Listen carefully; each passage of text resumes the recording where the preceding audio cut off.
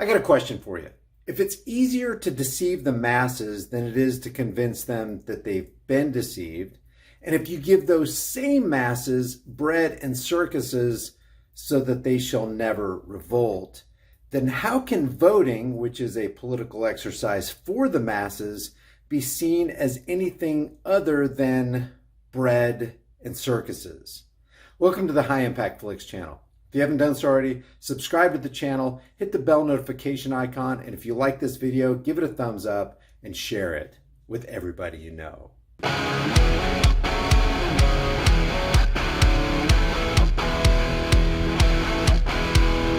People ask me all the time, Hey Brian, do you really use that keto elevate stuff and does it really work? the answer is yes and yes. Never in my entire life have I lost body fat so quickly. Not even in my prime at 25, which is over 25 years ago. I'm approaching 54 this year. If you want to support the channel and do your health a favor, grab some with my link in the description. I saw this today. It was pretty interesting. The Sleepy Joe, I'm going to call it the inaction figure. Batteries not included. Warning, this item contains socialism. Put batteries in and it you-know-what's itself. They should put down here only for ages 5 to 11 years old. Sniff warning. People can really meme some serious stuff, man. Remember, the #1 cause of death in the world is still government. And this is interesting right here. I mean, I cannot stand it when somebody calls you a conspiracy theorist. I mean, I'm getting a little bit used to it now, just like you guys are. But it's like, is there such a thing as conspiracies? Of course there are. All it takes is two people making a nefarious plan against at least one other people, and you got yourself a full-blown conspiracy. So you had people in October 2020 saying, hey, you know what's going to happen? They're going to try to blanket this land with VAXX passports. Back then they called it a conspiracy theory. They're going to say, hey, if you don't get the jab, you can't enter this establishment. Conspiracy theory. No jab, no job. You conspiracy theorist.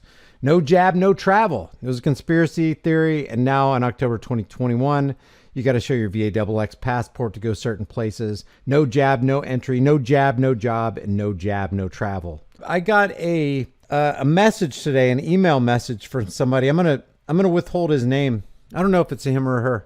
And I want to read you the first, and I'm not against this person, okay? I want to sit down and have a logical discussion, a logic-based, reasonable discussion, a calm discussion with this person. But the first email they sent was, and the reason I'm not going to pull it over on the screen is because I'm not going to have time to blur out the name. He or she says, so your logic is don't vote or fight voter fraud, and then Democrats will win. Dang, you need to reevaluate what you say. And I wrote back, maybe you should read No Treason by Spooner. Then you may begin to understand not only the immorality of voting, but the uselessness of the design brought about to enslave the simple-minded in the hamster wheel of psychopathy, because that's what it really is. What are you doing when you're voting? You're casting your support behind a political parasite. They're psychopaths. Anybody who wants to rule you is a psychopath, and that's what somebody wants to do. When they're running for office, they want power.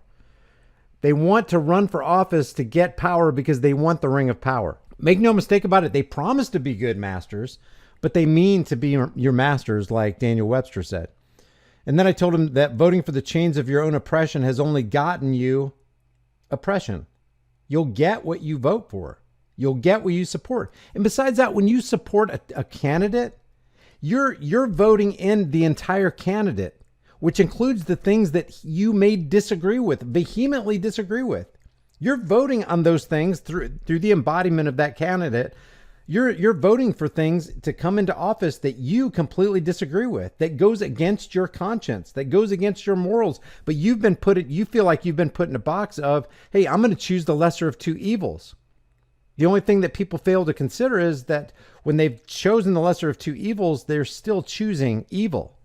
I told him or her, I don't know who it is. Democrats and Republicans serve the same banking masters. We've demonstrated that time and time again. It's very easy to demonstrate. And all you have to do is look at their policies. Their policies are not substantively different. They're the same. I'll give you some examples here in a second. One example is we got Obamacare because of the deciding vote of a Republican Chief Justice, John Roberts. He put his rubber stamp of approval on it, and then we got Obamacare, which is what? It's a theft operating program. This person writes back, the act of treason by a Chief Justice is irrelevant. It's really not, because people have pinned their hopes on Republican versus Democrat. Okay, I'm going to vote for George W. Bush, and if I vote for George W. Bush, he's a Republican, and he's going to confirm Republican Chief Justices. He's going to confirm Republican Supreme Court justices. So Bush confirmed John Roberts. And people were going, you know, when this Obamacare thing comes in, John Roberts is going to strike it down. He didn't. He had the deciding vote. He could have stricken it down, but he didn't. Republican and Democrat goes out the window, hopefully for a lot of people after that. But unfortunately, you know, a lot of people, you know, they keep hoping. He said any act of treason by a Chief Justice is irrelevant. In this conversation, it's not. If nobody voted Republican, this person says, then all you would have is George Soros running the show, and then you would have nothing. I respond to that. I'll respond to all this here in the next email. If you subtract Democrats and rhinos, you get a much better outcome for the planet. But for some reason, you don't want people to think so, and that's not a good way of life. Reform is better than defeat. Where has reform happened? I wrote back to him, the very fact that you would use the term rhino demonstrates my point perfectly. Because if you're, let's think about this. You only have two parties, right? They say you have two choices, poop soup or turd sandwich. So you got the Republican. He's like, man, I'm voting Republican. I don't care what happens. So they end up voting for Republican that this guy says is a rhino. That proves my point. You voted for Republican, but it's only Republican in name only. Exactly. It's only Democrat in name only. They're two wings of the same bird of prey, and that bird of prey means to circle around you and feed on whatever dead bodies he can find in his way. The very fact that you use the term rhino demonstrates my point perfectly. One of the first assault weapons bans, and a lot of Republicans don't know this still to this day, came by way of Mr. Republican, Ronald Reagan. The first assault weapons ban on American soil came by Ronald Reagan in the 1980s. We could spend all day on Republicans making horrible, life-altering, destructive, expensive, and immoral policies that reduces our freedoms and drains our wealth. I didn't mention this in the email back to him, but one of the most unpatriotic, ill-advised, unconstitutional acts ever foisted on American soil, besides the Federal Reserve Act of 1913, was the Patriot Act. Can you think of an act that transformed into a law that took away more of our freedoms than George W. Bush's Patriot Act in 2001, October 2001?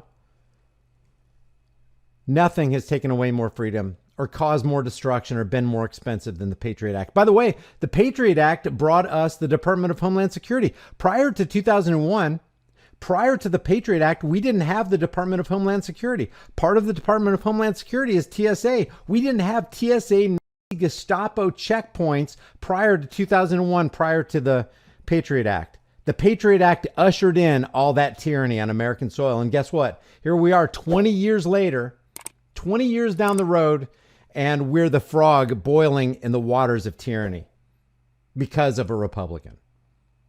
But it's not just because I'm only saying that because, you know, they're using the Republican Democrat argument. They're not in control, guys.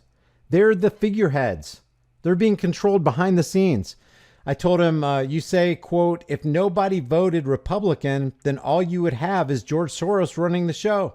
And yet, here we are. Guess who's running the show? George Soros and his buddies, Bill Gates. Dr. Fauci, can you get a little tyranny with that schmutz? Of course you can, of course. Jeff Bezos. They're all in bed together. The Epsteins, the Trumps of the world. They're running almost the entire show, whether you're Republican or Democrat. An argument can be made that way more tyranny happened in the 4 years of Trump than ever happened in the 8 years with Obama. You could literally make that argument and be pretty solid on it. Did any business ever get shut down? Even one single business get shut down during the reign The tyrannical reign of Barack Hussein Obama? Nope. Was one person barred access into or out of this country? Nope. Was there any giving of tens of billions of dollars to the big pharma industrial complex? Well, probably, but not in such a concentrated form as the $6.2 trillion that was poured into the bankers and the corporate elite's pocket under Donald J. Trump. So I said, Trump, who is provably owned by Rothschild's banking cartel. Remember Wilbur Ross? Wilbur Ross back in the 1990s bailed out Donald J. Trump to the tune of $400 to $600 million because he got underwater with Taj Mahal in Atlantic City. So Wilbur Ross was employed at that time by Rothschild's Inc. Holy cow, you got to be kidding me. So who owns Donald Trump to the tune of at least $400 to $600 million? Rothschild's Inc. I think I said billion earlier, but I meant million. Almost $1 billion bucks. Before, I mean, this is back in the 1990s. So he's definitely owned by the Rothschild's banking cartel. Tell me Republicanism works there. Tell me about that Patriot Trust the Plan idea. He renewed the Patriot Act, Donald J. Trump did. Oh, also in the NDAA, the National Defense Authorization Act, which has within it still that any American citizen can be jailed without charge, without trial, without due process of law, just be completely eliminated. Donald Trump reinvigorated the National Defense Authorization Act, the NDRP, the National Defense Resources and Preparedness Act, where the military can take over anything. They can take over electricity, all power sources, wind, solar, water. They can take over your land. They can take over your home under the NDRP. It's horrific stuff. Definitely renewed by that Republican, or Republican in name only, however we want to look at it, Donald J. Trump. Donald Trump instituted bump stock bans, red flag laws, civil asset forfeiture, enriched the military-industrial complex, the prison-industrial complex, gave $6.2 trillion to the banksters and the corporate elite, hatched Operation Warp Speed, declared himself father of the vaccines, guys. Father of the VXXX, dumped tens of billions, $22.5 billion to Big Pharma, Pfizer alone.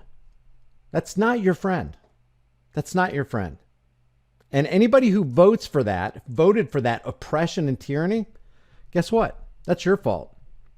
Trish gave me an awesome quote today, and it's just, I love these little encapsulated forms of truth that just hits you right between the eyes. It's like every one of us knows this, but it's like when somebody just puts it in one nice little sparsely worded sentence, it's incredible. This guy, John Ruskin, said, no individual raindrop ever considers itself responsible for the flood. No individual raindrop ever considers itself responsible for the flood. You are responsible. If you voted for Donald Trump, if you voted for Barack Obama, if you voted for Ronald Reagan or Bill Clinton or Tricky Dick Nixon or Ford or Carter, you are responsible for all the evils that came through that banker puppet. You are responsible. The people who didn't vote for him because, hey, they're like, hey, I don't want to involve myself in that immorality. I don't want to vote for the chains of my own oppression. I certainly am not going to vote for the chains of your own oppression. It's an immoral action, voting. Even if you thought you agreed with 100% of what that political parasite promised you, and you can never trust them, and then once they get into office, they do a 100% about face, you still voted that person into office. Yeah, but I didn't vote for those policies. You still voted for him. And because of him, and because of your support, whether it's real or imagined, whether voting works or not, whether fraud is legitimate or not legitimate, it scarcely matters. Your motive was to put that man in office. You believed that you had the power to do that. You, individual raindrop, are responsible for whatever floodwaters come and take your neighborhood's homes.